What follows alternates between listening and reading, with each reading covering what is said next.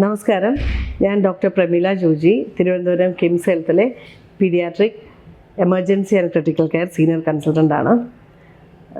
നമ്മുടെ ഒ പിയിലൊക്കെ കുഞ്ഞുങ്ങൾ വരുമ്പോൾ ഞങ്ങൾ പലപ്പോഴും ശ്രദ്ധിച്ചിട്ടുണ്ട്. ഇവിടെ ഞങ്ങളുടെ ഒ പിയിലെ എമർജൻസിയിലൊക്കെ വരുമ്പോൾ എമർജൻസി സിറ്റുവേഷൻ ഒഴിച്ച് ബാക്കി എപ്പോഴും കുഞ്ഞുങ്ങളുടെ കയ്യിൽ എപ്പോഴും മൊബൈൽ കാണും. പേരൻസ് കുഞ്ഞുങ്ങളെ കംഫർട്ട് ചെയ്യുന്നത് മൊബൈലാണ്. അപ്പോൾ ഇതിനെപ്പറ്റി കുറച്ചത് സംസാരിക്കാൻ വേണ്ടിയാണ് ഞാനിപ്പോൾ നിങ്ങളുടെ മുമ്പിലിരിക്കുന്നത്. നമുക്ക് എങ്ങനെ കുഞ്ഞുങ്ങൾക്ക് കുറച്ചുകൂടി ഒരു ഹെൽത്തി എൻവയൺമെൻറ്റ് കൊടുക്കാം എന്നുള്ളത്. അപ്പോൾ ചെറിയ കുഞ്ഞുങ്ങൾ, അതായത് 6 മാസം കഴിയുമ്പോൾ നമ്മൾ കുറുക്ക് കൊടുക്കുന്ന സമയം മുതൽ എന്താ ഇപ്പോൾ ചെയ്യണമെന്ന് വെച്ചാൽ, മൊബൈലിൽ പാട്ടിട്ടും മൊബൈലിലെ ആ മൂവ്മെൻറ്റ്സ് കാണിച്ചാണ് കുഞ്ഞുങ്ങളെ ഫീഡ് ചെയ്യുന്നത്. അപ്പോൾ 6 മാസമുള്ള ഒരു കുഞ്ഞിന് വിഷൻ അത്ര ഉണ്ടോ? വിഷൻ ഉണ്ട്, ഫൈൻ. പക്ഷേ ആ കോർഡിനേഷനും അതൊന്നും കുഞ്ഞിന് അത്ര മനസ്സിലാകത്തില്ല. കുഞ്ഞ് മൂവ് ചെയ്യുന്ന കുറച്ച് ക്യാരക്ടേഴ്സ് ഇങ്ങനെ കാണുന്നതാണ്. അപ്പോൾ കുഞ്ഞുങ്ങൾക്ക് കഴിയുന്നതും ഫുഡ് കൊടുക്കുമ്പോൾ മൊബൈൽ യൂസ് ചെയ്യാതിരിക്കുക. അതിൻ്റെ കാരണം എന്താണെന്ന് വെച്ചാൽ, ഒന്ന്, കുഞ്ഞുങ്ങളുടെ ബ്രെയിനിന് അനാവശ്യമായിട്ട് ഇങ്ങനത്തെ കാര്യങ്ങൾ വേണ്ട, അതൊരു സൈഡ്. ഏറ്റവും ഇമ്പോർട്ടൻ്റ്, അതിനെക്കാട്ടിലും ഞങ്ങൾക്ക് പീഡിയാട്രിഷ്യൻസ് പറയാനുള്ളത്, കുഞ്ഞുങ്ങളുടെ ന്യൂട്രീഷന് ഏറ്റവും വലിയ ഇമ്പോർട്ടൻ്റ് കുഞ്ഞ് ആ ഫുഡ് കാണുന്നതും അതിൻ്റെ ടെക്സ്ചർ അറിയുന്നതും അതിൻ്റെ കളേഴ്സ് അറിയുന്നതുമാണ്. അതിപ്പോൾ ഇല്ല. അപ്പോൾ ഒരു സെൻസറി സ്റ്റിമുലേഷൻ ഫുഡ് കഴിക്കുന്ന സമയത്ത് കുഞ്ഞുങ്ങൾക്കുണ്ടാകുന്നില്ല. അതുകൊണ്ട് എന്താ സംഭവിക്കുന്നത് വെച്ചാൽ, കുഞ്ഞുങ്ങൾ ഈ മൊബൈലിൽ നോക്കിയിട്ട് അമ്മമാരെന്തോ എടുത്തു കൊടുക്കും, കുഞ്ഞുങ്ങൾ കഴിച്ചുകൊണ്ടിരിക്കും. അതെന്താ കഴിക്കണമെന്നുള്ളതിൻ്റെ ടേസ്റ്റോ ഒന്നും കുഞ്ഞുങ്ങൾക്ക് മനസ്സിലാകുന്നില്ല. അപ്പോൾ അവരൊരു ഫസ്സി ഈറ്റേഴ്സായി മാറുകയാണ്. അത് നമുക്ക് ശരിക്കും കണ്ടുവച്ചാൽ അറിയാം. മൊബൈൽ ഇൻട്രൊഡ്യൂസ് ചെയ്യാത്ത കുട്ടികളെയും മൊബൈൽ കൊടുത്ത് ഫുഡ് കൊടുക്കുന്ന കുട്ടികളും തമ്മിൽ നല്ല ഡിഫറൻസ് ഉണ്ട്. അവരുടെ ആ ഒരു, മറ്റേ കുഞ്ഞുങ്ങളൊക്കെ കുറച്ചൊക്കെ കഴിയുമ്പോൾ അവർക്കറിയാം, പിക്ക് ആൻഡ് ചൂസ് ചെയ്ത് അവർ കഴിക്കും, അവർക്ക് ഇഷ്ടമുള്ളത് കഴിക്കും, അവർ അത്രയും ഫസ്സി ഈറ്റേഴ്സ് ആയിരിക്കില്ല. അതൊന്ന്. പിന്നെ സെക്കൻഡ് തിങ്, ടൈം സ്പെൻഡിങ്. നമ്മൾ കുഞ്ഞുങ്ങൾക്ക് വേണ്ടി ടൈം സ്പെൻഡ് ചെയ്യുന്നത് വളരെ ഇമ്പോർട്ടൻ്റ് ആണ്. ഇപ്പോൾ ഞങ്ങളൊക്കെ busy doctors, ICU and emergency doctors ആണെങ്കിലും വൈകുന്നേരം പോയി കഴിഞ്ഞാൽ ക്വാളിറ്റി ടൈം കുഞ്ഞുങ്ങളോട് നല്ലപോലെ സ്പെൻഡ് ചെയ്തിട്ടുണ്ട്. അതൊക്കെ നമ്മൾ കുഞ്ഞുങ്ങൾ വളർന്നു വരുമ്പോൾ നമുക്ക് അറിയാൻ പറ്റും, അവരുടെ ഓരോ കഴിവുകൾ അവർ ഡെവലപ്പ് ചെയ്ത് കൊണ്ടുവരുന്നു. അതേസമയം നമ്മൾ എന്തൊക്കെ നമ്മൾ ഇൻവെസ്റ്റ് ചെയ്താലും കുഞ്ഞുങ്ങൾക്ക് വേണ്ടി നമ്മൾ ടൈം ഇൻവെസ്റ്റ് ചെയ്തില്ലെങ്കിൽ ബാക്കി നമ്മുടെ ഇൻവെസ്റ്റ്മെൻറ്റ് ഒന്നും ഇപ്പോഴത്തെ കാലത്ത് യൂസ് അല്ല. കാരണം കുട്ടികൾക്ക് വേണ്ടത് പേരൻസിൻ്റെ ടൈമാണ്. അതിനൊരു എക്സാമ്പിൾ പറയാം. ഒരു കുഞ്ഞിനെ ഇവിടെ പെൻസിൽ വിഴുങ്ങി എന്ന് പറഞ്ഞ് അഡ്മിറ്റ് ചെയ്തു. അപ്പോൾ പെൻസിൽ, ഓക്കെ ഫൈൻ, ചെറിയൊരു പെൻസിലിൻ്റെ കുഞ്ഞ് കഷ്ണം വിഴുങ്ങിയെന്ന് അഡ്മിറ്റ് ചെയ്തു. ഇതേ ആളിനെ കുറച്ച് നാൾക്ക് മുമ്പ് നമ്മൾ കോയിൻ വിഴുങ്ങി അഡ്മിറ്റ് ചെയ്തിട്ടുണ്ട്.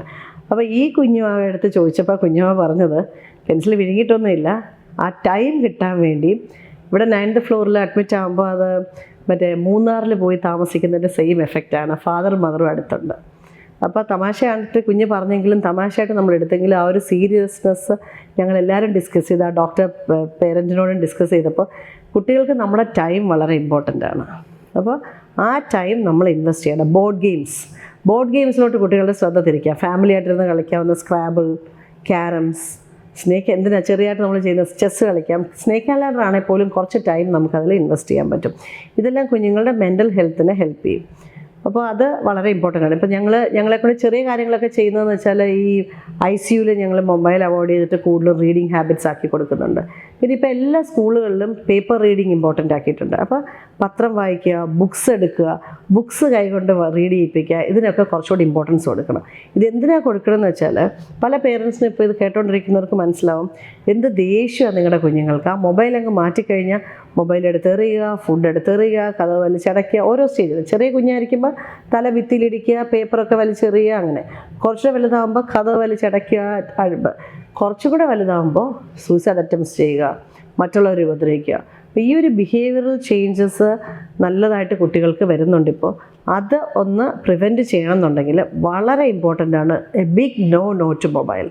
Especially less than 2 years, no mobile, no screen less than 2 years advisable അല്ല. More than 2 years time limit ഉണ്ട്.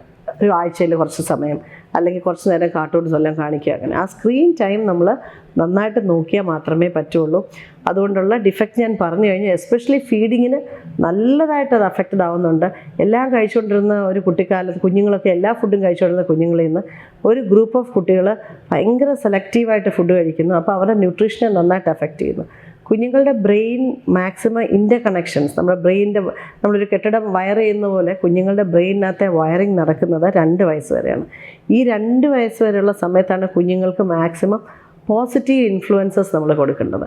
അത് ഫുഡിൻ്റെ കാര്യത്തിലാണേലും മെൻ്റൽ ഹെൽത്ത് ആണെങ്കിലും എന്തുവാണെങ്കിലും ആ കുഞ്ഞിന് കിട്ടുന്ന പോസിറ്റീവ് എക്സ്പീരിയൻസസ് അതിൻ്റെ ഫ്യൂച്ചറിന് വളരെ ഇമ്പോർട്ടൻ്റ് ആണ്. അതുകൊണ്ട് എല്ലാവരും മാക്സിമം ട്രൈ ചെയ്യുക. കുഞ്ഞുങ്ങൾക്ക് ആക്ടിവിറ്റീസ് കൂട്ടിയിട്ട് ഈ മൊബൈൽ അവോയ്ഡ് ചെയ്യുക എന്നുള്ളത്.